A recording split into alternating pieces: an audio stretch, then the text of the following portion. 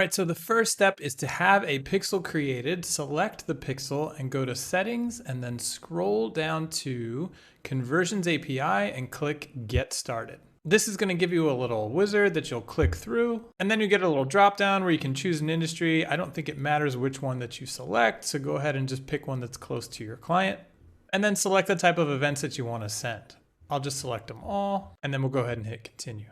So the first thing that we need to select in the event detail parameters section is event source URL. And then down here in the customer information parameters, we need to select the data that we can send back from high level. So that's going to be client IP address, which will auto select client user agent here. We're going to do email, click ID, browser ID, first name, last name, and that's it for now. So now we need to select all of these for every event type that we chose. So give me a second, I'm gonna go do that and be right back. All right, now we can hit continue. Here we'll get a review, go ahead and hit confirm, and now we're ready to hit finish. Okay, now let's head into workflow.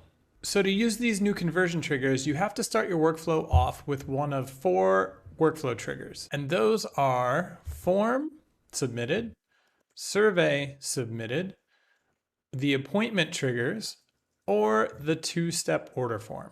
So let's say we go with the 2-step order form here. We can now add an action, and if we search Facebook, we can see the previous Facebook triggers that we had available and the new Conversions API trigger.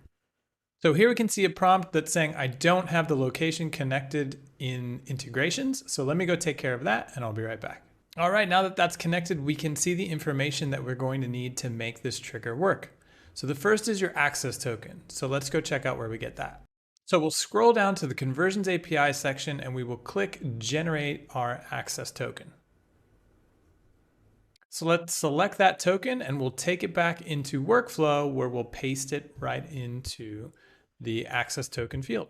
Next, we need a pixel ID. So again, we're going to go back to settings, and at the top of our settings tab, we'll grab the pixel ID from here and take that back to workflow.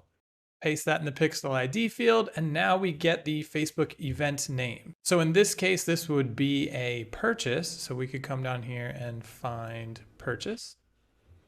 We can add a value of the purchase. Let's say it was $140.